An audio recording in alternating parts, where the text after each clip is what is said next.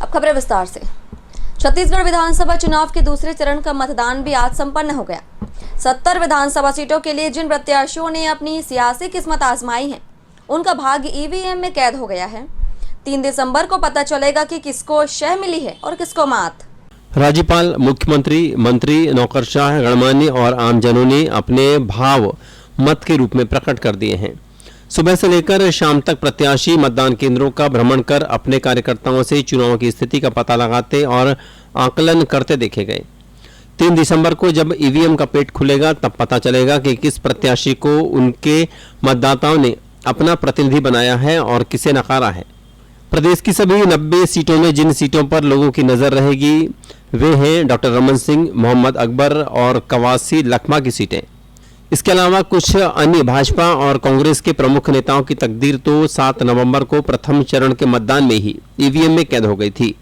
17 नवंबर को जिन लोगों की परीक्षा मतदाताओं ने ली है उनमें प्रमुख हैं पाटन से चुनाव लड़ रहे वर्तमान मुख्यमंत्री भूपेश बघेल और उनके सामने उनके ही भतीजे भाजपा प्रत्याशी विजय बघेल हैं। यहां से जोगी कांग्रेस के मुखिया अमित जोगी भी चुनाव लड़ रहे हैं। इसके अलावा उप मुख्यमंत्री टीएस सिंहदेव ने अंबिकापुर में भाजपा प्रत्याशी राजेश अग्रवाल से दो हाथ किया। सक्ती से विधानसभा अध्यक्ष डॉक्टर चरणदास महंत का भाजपा प्रत्याशी डॉक्टर राम खिलावन साहू ने सामना किया। दुर्ग ग्रामीण से गृहमंत्री ताम्रध्वज साहू को चुनौती भाजपा प्रत्याशी ललित चंद्राकर से मिली है।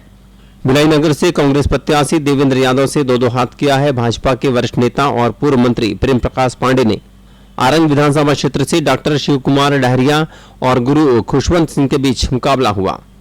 छत्तीसगढ़ी फिल्म स्टार और भाजपा नेता अनुज शर्मा को धरसीवा में चुनौती दी है। पूर्व सांसद छाया वर्मा ने रायपुर पश्चिम में संसदीय सचिव विकास उपाध्याय और भाजपा शासनकाल में मंत्री रहे राजेश मूणत में से किसी एक को चुनकर विधानसभा जाना है। रायपुर ग्रामीण से पूर्व मंत्री सत्यनारायण शर्मा के सुपुत्र पंकज शर्मा और भाजपा प्रत्याशी मोतीलाल साहू में से कौन विजयी होगा, यह जानने की प्रतीक्षा पूरा प्रदेश करेगा। प्रदेश के राजस्व मंत्री और कोरबा से 3 बार चुनाव जीत चुके जय सिंह अग्रवाल को चुनौती देने के लिए भाजपा ने लखनलाल देवांगन को मैदान में उतारा है। रामपुर विधानसभा क्षेत्र से पूर्व गृहमंत्री ननकीराम कंवर के सामने कांग्रेस ने फूल सिंह राठिया को उतारा है।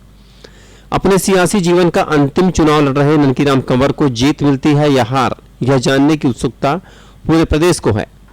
7 बार कटघोरा विधानसभा क्षेत्र का प्रतिनिधित्व करने वाले बोधराम कंवर के सुपुत्र और विधायक पुरुषोत्तम कंवर दूसरी बार कटघोरा क्षेत्र से चुनाव मैदान में हैं।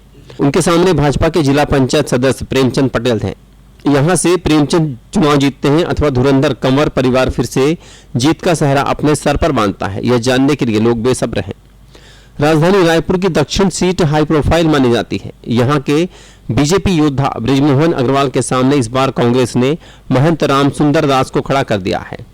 देखना है कि शिवरी नारायण के मठाधीश रायपुर के मठाधीश बन पाते हैं अथवा उन्हें सियासत के मठाधीश से हारकर वापस घर लौटना पड़ता है।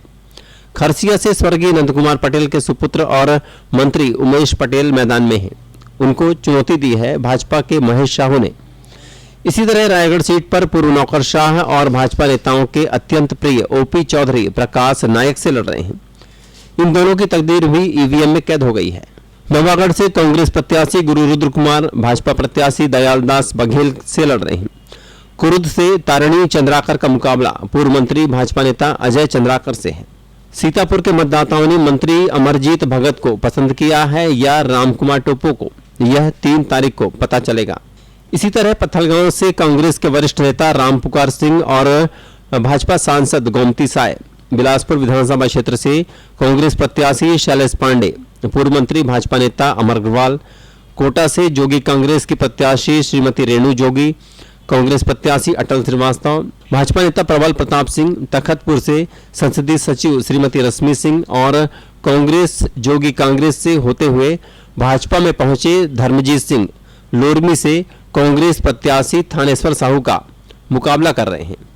भाजपा ने इस सीट से प्रदेश अध्यक्ष और सांसद अरुण साहू को मैदान में उतारा है। नेता प्रतिपक्ष और भाजपा प्रत्याशी नारायण चंदेल व्यास कश्यप से टकराए हैं।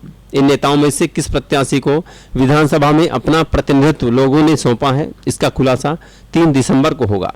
बहरहाल छत्तीसगढ़ की 90 विधानसभा सीटों से चुनाव लड़ने वालों की सियासी किस्मत और मतदाताओं का गुस्सा अथवा उनका प्रेम ईवीएम के पेट में कैद हो गया है। यह ईवीएम 3 दिसंबर को किसके भाग्य में जीत और किसके भाग्य में हार छुपाए बैठी है, यह जानने के लिए छत्तीसगढ़ ही नहीं पूरा देश बेकरार है। Bureau report, Chhattisgarh.